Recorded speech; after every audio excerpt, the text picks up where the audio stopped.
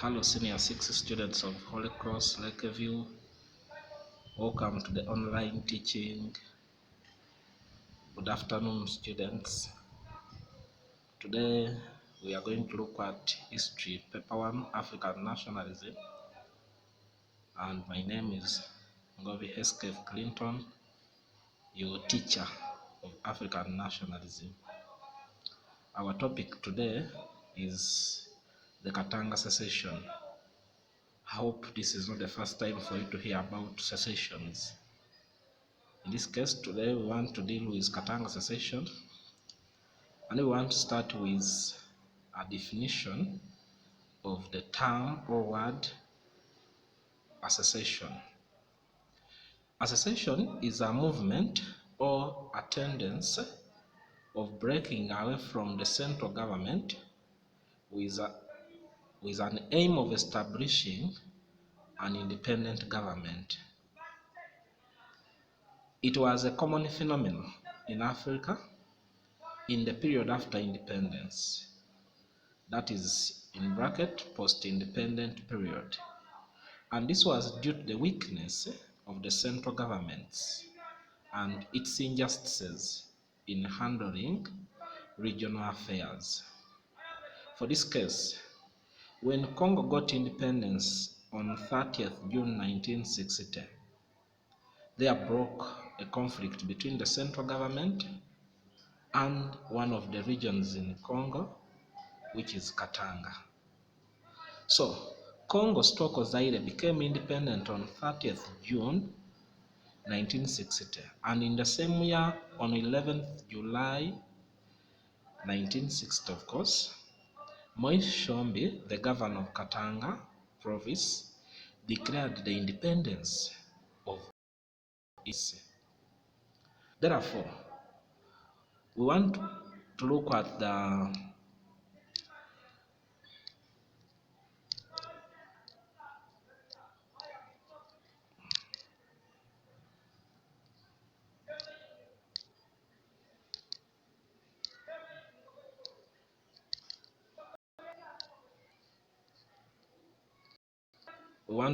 causes of this Katanga secession, or why the Katangese seceded from the central government of Congo or Zaire. A. Colonial policy. The Belgian colonialists used divide and rule policy, in which they encouraged each tribe to feel proud of itself. This led to ethnic mistrust and fear between the Abakongo, which is a tribe, Abaroba, Balente, and other tribes. Different regions were also encouraged to develop separately. Therefore, this influenced the people of Katanga to secede from Congo. 2. The premature independence of Congo. Through their policy of paternalism, the Belgians had denied Africans chance of participating in colonial administration of Congo. I want you to understand one thing, that it was quite difficult for Africans to participate in the administration of their colonies. Not until the pressure of African nationalism gained momentum. Even when nationalists exerted pressure on the Belgians, who were the colonial masters at that time, that is from 1955 onwards, the colonial masters made no preparations to hand over power to Africans. Therefore, when the Belgians left, there was already a power vacuum, and Moise took advantage to declare a secession. Excuse me. Then point 3.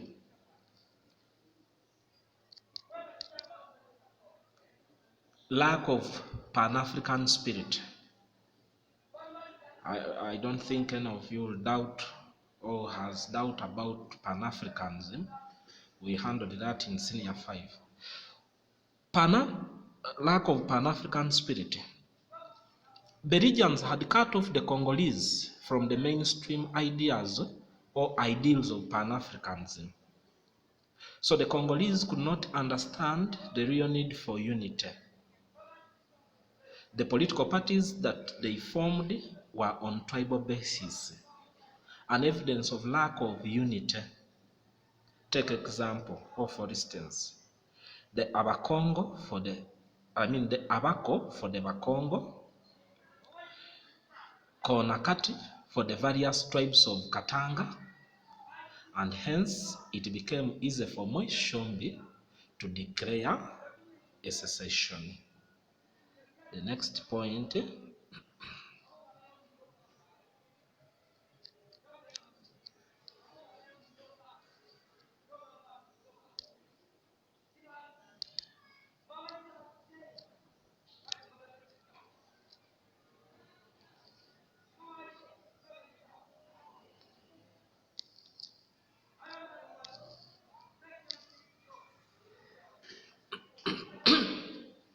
Katanga's economic strength. Some writers refer to it as Katanga's economic advantage. Encouraged Moishombi to secede from the central government. Katanga had fertile soils, minerals like zinc, gold, uranium, and copper. She was also the leading producer of tobacco and cotton.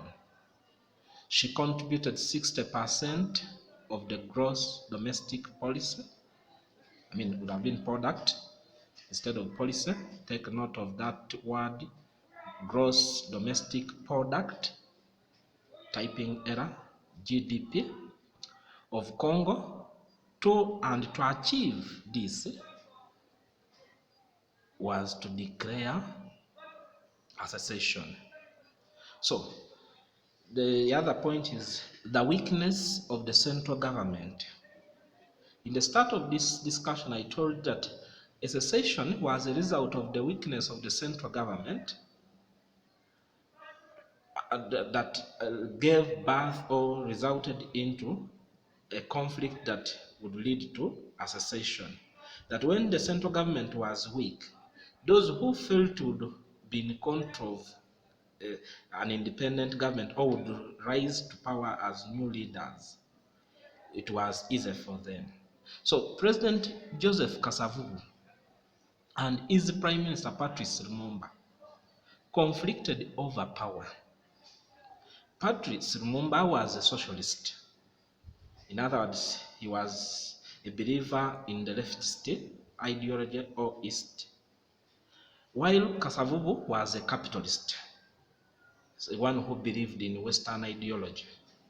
Such differences made the president to announce the dismissal of the prime minister on the radio without consulting the parliament. In return, Patrice Lumumba used the constitutional powers to dismiss Kasavubu. So amidst that confusion, Moise Tshombe declared the secession of Katanga.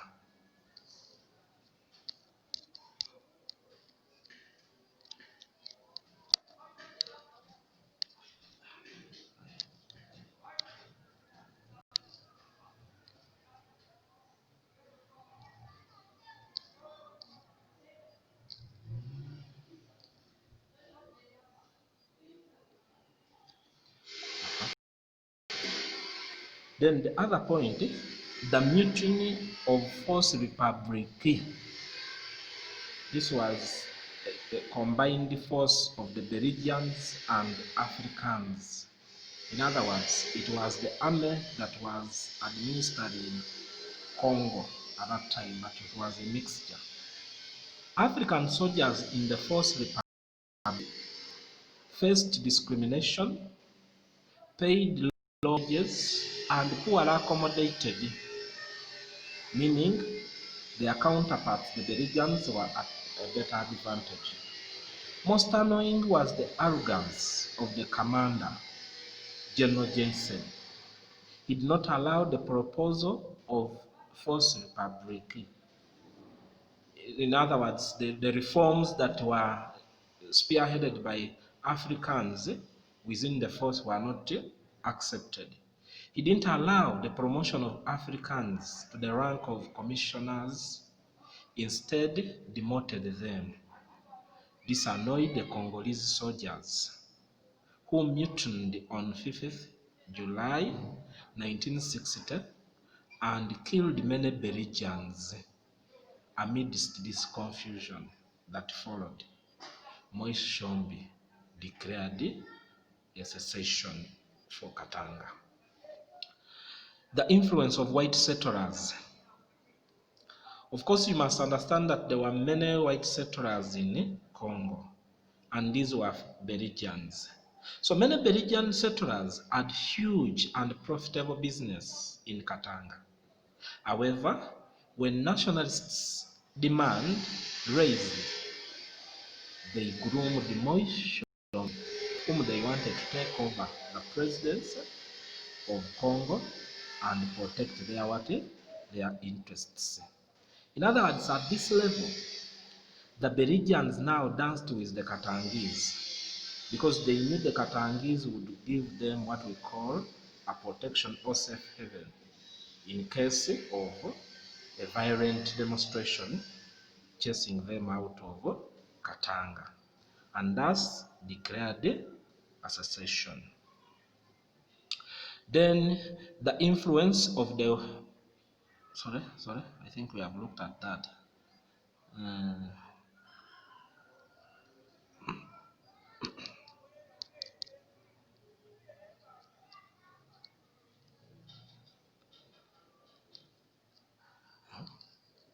Unfair parliamentary representation is another point.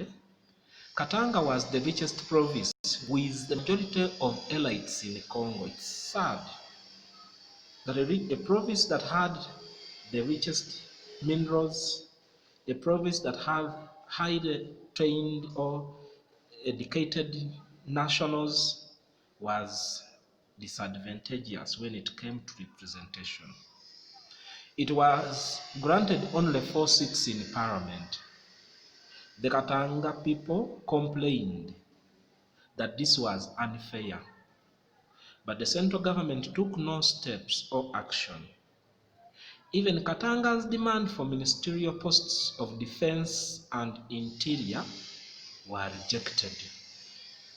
Put yourself in the shoes of the people of Katanga, and then you can have a conclusion how you would react. All these annoyed Moise Tshombe, and thus the Katangese seceded. Then, the mobilization of the Belgian soldiers. Actually, it is a typing error from the friend that we used to help us type this work so that you can have enough for your own reading, and because of this COVID thing, it would have been the demobilization of Belgian soldiers. Patrice Lumumba declared the Africanization policy, in which he demobilized many Belgian soldiers, including General Jensen. Of course, when we talk about Africanization policy, I want us to understand this. African soldiers, called the Belgian army or the Congolese army, was a amalgam of Africans and Belgians. But the way the Belgians were treating the Africans forced Africans to think that it was right for them to be in control of their own army. So Africanization policy means, of course, in the aspect of this issue to do with the Africanization of the army, would mean that Africans would take charge of their own defense. So the demobilized soldiers ran and took refuge in Katanga, encouraged Moise Tshombe to declare a secession in Congo, because that would give them more time to stay in Congo, exploit Congo's resources, against the view of Patrice Lumumba, who wanted them out of Congo and out of the army. Then, Moise Tshombi's greed for power. He formed the Konakati Party, which we call Congolese National Katanga, in 1959, with the hope to become the president of the post-independent Congo. He had strong desires for ruling Congo. And when his dream failed on 30th June 1960, that is the time when Congo got independence, he decided to separate Katanga from Congo for him to rule. In other words, he created his own country to satisfy his egocentric spirit of wanting to rule Congo.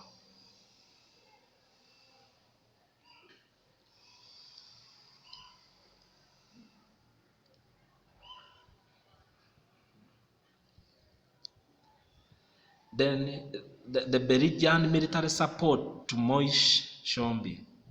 And we are saying that local Belgian officials secretly gave arms to Moise Tshombi.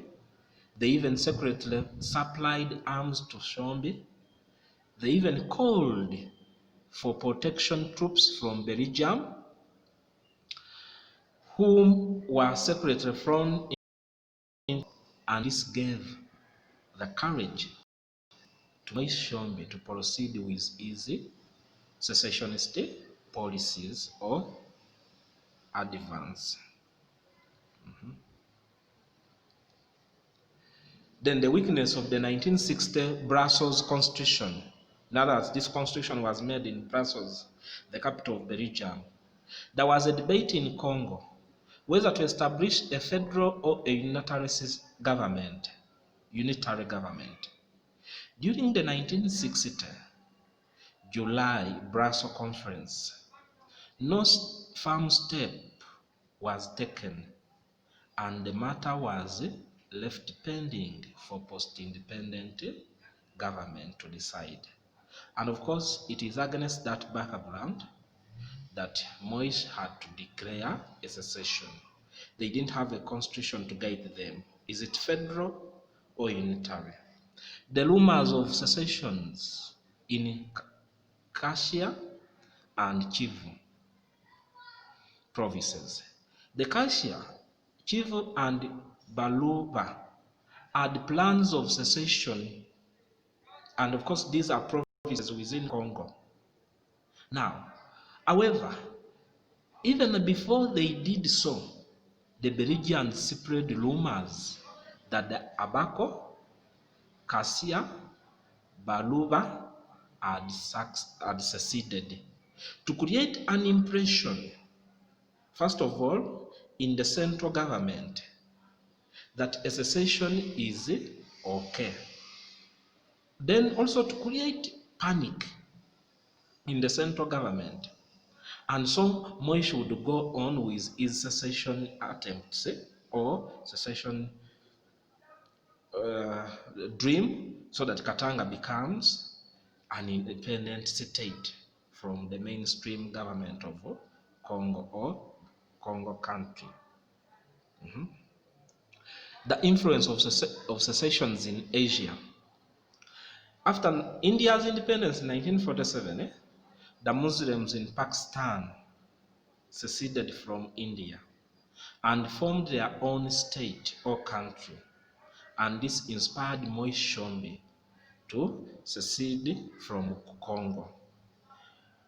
When we are dealing with African nationalism, in particular the point to do with India's independence, I told you that India got independence in 1947, the same time together with Pakistan. Then, another point, the Belgian sharing of Port Matidi in 1910. When the First Republic mutinied on 6th July 1960, the Belgians reacted by shelling Port Matidi for 6 days after independence in protest that its Belgian commander, General Jensen, who declared his opposition to Africanization, an African non-commissioned officer, in the fighting and confusion that followed, Moise Tshombe took advantage and declared a secession. So, we are seeing the Belgians sharing, in fact not sharing, it is sharing of Port Mutiny in 1960. There is a typing error. Instead of sharing, from the word share, it is sharing. That when the force mutinied on 6 July 1960, the Belgians reacted by shaming, and taking over something without giving advantage to others to counter it for 6 days.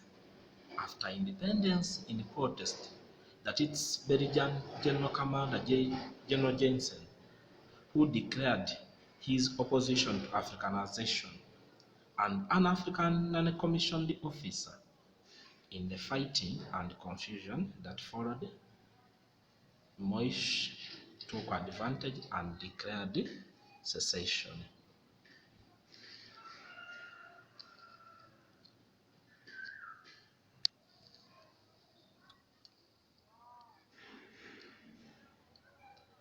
Then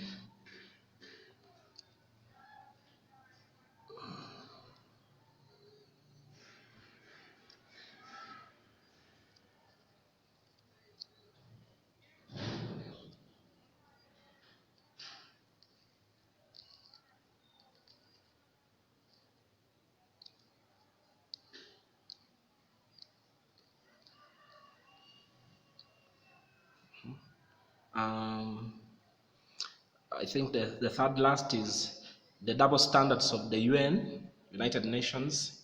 It dispatched troops of Nigeria, India, Ghanaian troops from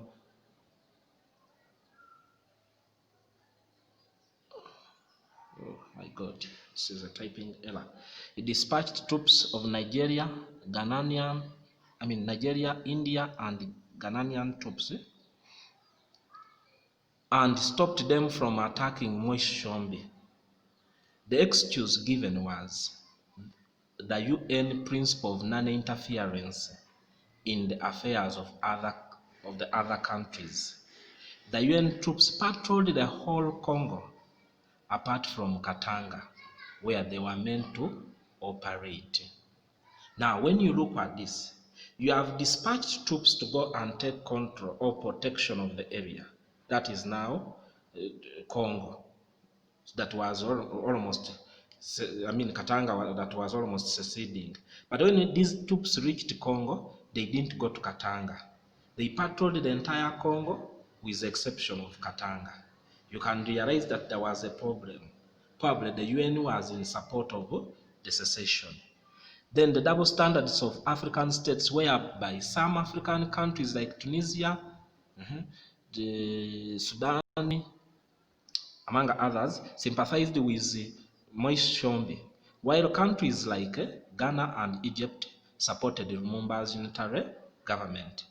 This gave Moise Tshombe hope that an independent Katanga would get international support from other countries, by the fact that there were some African countries backing up Katanga's cause. Lastly, Lumumba's personality. He was full of ideals, but full of arrogance. He greatly abused the Belgians and their king and drove them into the hands of Moise Tshombe. There is a typing error. Instead of hands, it is land. He also refused to concede the demands of the Katangese regarding ministerial and parliamentary position, a situation that, something that wasn't the situation leading to secession.